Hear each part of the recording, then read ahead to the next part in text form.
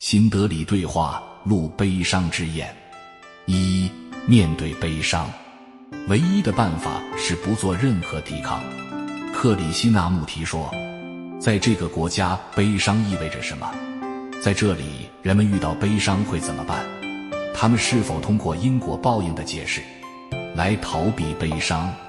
当遇到悲伤时，印度人的头脑中在想些什么？佛教徒有一种处理方式，基督教徒有另一种处理方式。印度人在遇到悲伤时，又是如何处理的呢？是抵抗它，还是逃避它，亦或是使它变得合理化？普普尔贾亚卡尔说，真的有许多面对悲伤的方式吗？悲伤是痛苦，某人死去的痛苦，离别的痛苦，有可能以不同的形式面对这种痛苦吗？克里希那穆提说，逃避悲伤有许多不同的方式，然而面对悲伤则只有一种办法。我们都熟悉的逃避，的确是避免巨大悲痛的途径。你看，我们通过解释来面对悲伤，但这些解释并没有回答这个问题。面对悲伤的唯一办法是不做任何抵抗，无论是从外在还是从内心里，不要做出任何远离悲伤的运动，而是完全处于悲伤之中，不要试图超越它。二、逃避悲伤是在糟蹋一种非凡无比的事情。普布尔贾亚卡尔说，悲伤的本质是什么？克里希那穆提说，悲伤有个人的悲伤，伴随着失去你爱的人、孤独分离和对他人的担忧而生的悲伤，伴随着死亡。也有另外一种感情产生，即他人的存在已经终止，而他却还有那么多想要做的事情。这一切都是个人的悲伤。然后还有超越个人的悲伤。你看到有个衣衫褴褛、蓬头垢面、低垂着头的人，他是无知的，不仅仅是对书本知识无知，而是真正的深层无知。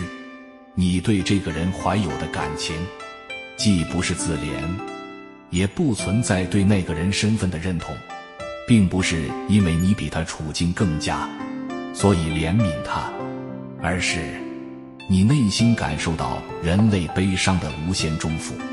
这样的悲伤与个人无关，它普遍存在。图博尔贾亚卡尔说，当你谈话的时候，我内心一直有一种悲伤，没有直接的原因导致这种悲伤，但它却与人类如影随形。他活着，爱着他，产生依恋，然后一切结束。无论你所说的话有多么真实，在我们身上存在这种无尽的悲伤，它将怎样终结？看起来好像没有答案。前几天你讲过，在悲伤中存在热情的全部行动，那是什么意思？克里希那穆提说，悲伤和热情之间是否存在联系？是否存在没有原因的悲伤？我们知道的有作为因果的悲伤。我的儿子去世了，其中关系到我对自己儿子的认同。我想要让他达成我没有实现的事，我的追求没有通过他得到延续。每个人都是如此，这就是我们所说的悲伤。除此之外，还有时间的悲伤，无知的悲伤，对自身破坏性局限的无知，不自知的悲伤，对处于自身存在的深处和超出存在的美的无知的悲伤。当我们通过种种解释来逃离悲伤时，我们是否知晓，我们实际上正在糟蹋一种非凡无比的事情？三不从悲伤逃离，则爱的热焰产生。普普尔贾亚卡尔说，那么人该怎么做呢？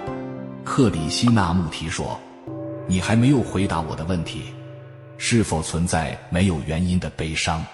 我们都知道悲伤，也知道远离悲伤的行动。普布尔贾尔卡尔说，你说的是没有因果的悲伤，有这样的状态存在吗？克里希那穆提说，从太古时代起，人类就伴随着悲伤生活，人不知道如何去应对悲伤，因此他或是膜拜，或是逃离，这两者其实都是一样的，而我则两者都不做，也不把悲伤当作警醒的一种方式。那么会发生什么呢？普普尔贾亚卡尔说，我们具备的知识是我们理智的产物，悲伤则不只是这些，它是心灵的一种运动。克里希那穆提说，我现在问，悲伤与爱的关系是什么？普普尔贾尔卡尔说，它们都是心灵的运动。克里希那穆提说，什么是爱？什么是悲伤？普布尔加卡尔说，两者都是心灵的运动，其中一个被定义为喜悦，另一个则被定义为痛苦。克里希那穆提说，爱是快乐吗？你是说喜悦和快乐是一样的吗？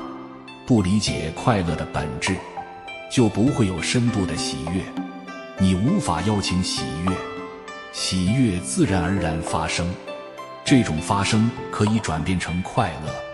当快乐被否定时，悲伤就开始了。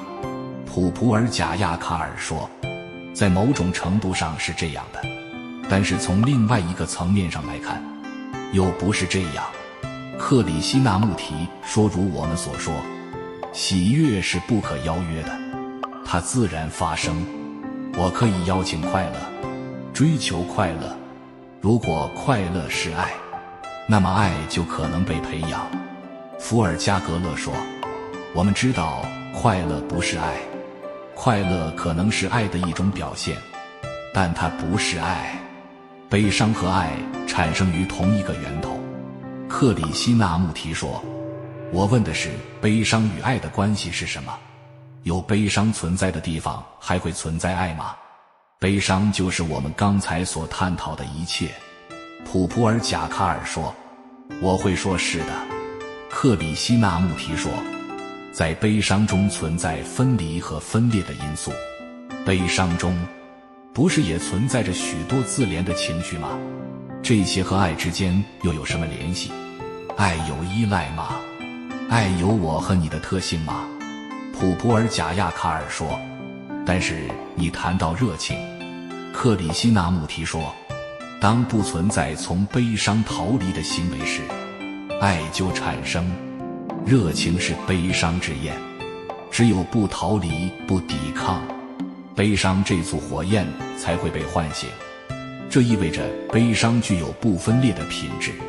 普普尔贾亚卡尔说，从那种意义上来讲，悲伤的状态与爱的状态有什么不同吗？